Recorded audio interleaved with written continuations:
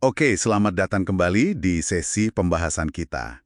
Hari ini kita bakal gali lebih dalam bab 8 dari sumber kita. Judulnya Mewujudkan Tujuan Anda Melalui Observasi. Yap, betul. Nah, misi kita kali ini nih mau coba pahami dua hal penting dari bab ini. Pertama, gimana sih caranya ngerasain sukses ya meskipun awalnya cuma simulasi gitu ya? Kayak pura-pura gitu ya. Iya, kayak gitu. Dan kedua, gimana ngelola lingkungan sosial kita biar bisa narik kemakmuran. Intinya sih, nyiapin otak sama sistem saraf kita buat kelimpahan. Persis. Penulis bab ini tuh mulai dengan cerita pribadi yang menurut saya cukup unik ya.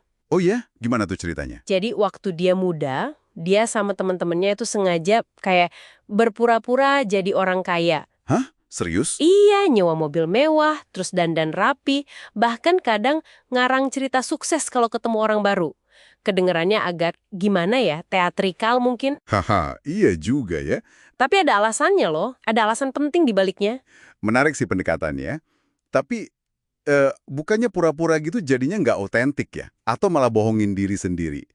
Menurut sumber ini gimana batasannya? Nah, itu pertanyaan bagus. Fokusnya itu bukan bohong ke orang lain ya, tapi lebih ke ngerasain sensasi kemakmuran itu sendiri. Oh, oke oke. Sensasinya ya? Gagasannya tuh, otak kita kayaknya perlu ngerasain pengalaman itu, walau awalnya cuma ilusi. Biar apa?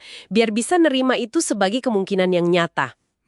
Sumber ini bilang, dalam konteks ngebentuk persepsi baru, otak kita tuh nggak terlalu pinter bedain mana pengalaman yang dibayangin atau disimulasiin sama yang beneran. Ini soal ngebiasain sistem saraf kita sama rasanya sukses. Oke, jadi ini beda ya sama sekedar lihat gambar-gambar mewah di Instagram atau TikTok gitu. Banget. Dan nangkep poin pentingnya tuh, kalau cuma scrolling kemewahan orang lain, itu malah bisa bikin jarak mental. Jadi kerasa jauh banget, nggak terjangkau. Iya juga sih. Kadang malah bikin minder ya. Betul, makanya sarannya tuh, lakukan observasi aktif. Datengin langsung tempat-tempat yang nunjukin tujuan Anda itu secara fisik. Maksudnya kayak gimana tuh? Ke dealer mobil mewah gitu. Ya bisa jadi, atau ke lingkungan perumahan idaman, ke galeri seni kalau suka seni. Pokoknya rasain atmosfernya, interaksi sama lingkungannya, walau mungkin kita belum bisa beli apa yang ada di sana. Oke, oke. Terus tujuan utamanya apa? Biar otak kita kelatih gitu. Tepat sekali. Ini ada hubungannya sama ngelatih bagian otak kita yang namanya Reticular Activating System. RAS, gitu singkatannya. RAS. Apa tuh? Anggap aja RAS ini kayak satpam perhatian kita.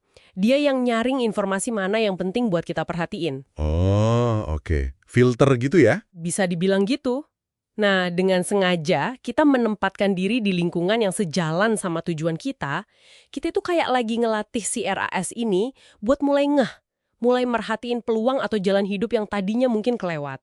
Tujuannya bikin frekuensi sukses itu jadi kerasa normal buat sistem saraf kita. Wah, konsep satpam perhatian ini jadi lebih jelas sih. Selain ngelatih persepsi internal, bab ini juga kayaknya keras banget ya soal pengaruh lingkungan sosial. Iya, Ada kutipan yang lumayan nusuk juga. Tunjukin teman-temanmu dan aku akan kasih tahu takdirmu. lugas banget ya. Pesan intinya itu soal kesadaran energi. Energi maksudnya. Sumber ini nyaranin kita buat batasi waktu sama orang-orang yang isinya ngeluh terus, nyalahin orang lain, nggak mau tanggung jawab. Ini bukan soal ngejudge ya, Terus soal apa dong? lebih ke ngelindungin energi kita sendiri. Penulisnya bilang, energi negatif kayak gitu tuh bisa nyedot baterai mental kita, dan tanpa sadar, itu bisa nyabotase pola pikir kemakmuran yang lagi kita coba bangun. Jadi kayak kita mesti jaga baterai energi kita gitu ya, biar nggak gampang lowbat gara-gara lingkungan. Bener banget. Dan ini bukan cuma soal biar nyaman aja, tapi soal jaga fokus sama momentum. Nah, di bab ini ada ilustrasinya juga, pakai studi kasus 5 sahabat. Alex, Jake, Matt, Ryan, sama Ethan. Oh ya, cerita si Alex itu lumayan ngena sih. Dia kan milih pelan-pelan ngejauh dari kebiasaan gengnya yang cenderung negatif ya. Betul, kayak pesta-pesta terus, perilaku yang agak destruktif gitu. Si Alex fokus ke pengembangan diri, belajar bahasa baru kalau nggak salah. Iya, dan akhirnya dia berhasil bangun bisnis kan ya? Iya, sementara teman-temannya yang lain yang tetap di pola lama, malah kena macam-macam masalah. Ada yang urusan hukum, ada yang ngerasa hidupnya gitu-gitu aja, stagnan. Pelajarannya jelas banget sih di situ.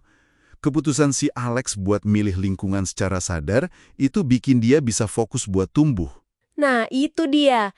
Ini negasin lagi pentingnya lingkungan yang dukung kita.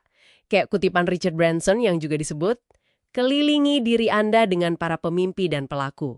Lingkungan yang pas itu bisa jadi katalis buat visi kita. Oke deh, coba kita rangkum inti dari bab 8 ini ya. Jadi ada 2 gagasan gede nih. Pertama, rasain sensasi sukses, ya walau skalanya kecil atau cuma simulasi, buat ngelatih si satpam peluang di otak kita si RAS tadi. Sip. Kedua, kelola lingkungan sosial kita secara sadar. Anggap kayak baterai energi tadi buat ngelindungin fokus sama momentum kita. Ringkasan yang pas banget. Oke. Dan ini mungkin bisa jadi bahan pemikiran ya, buat Anda yang dengerin, mengingat ide bahwa ngerasain tujuan kita, walau cuma simulasi kecil, itu bisa ngelatih otak dan sistem saraf kita. Kira-kira nih, pengalaman mikro apa ya yang bisa Anda ciptain atau Anda cari minggu ini, buat mulai ngebiasain diri Anda sama rasanya tujuan yang pengen Anda wujudin itu? Coba dipikirin.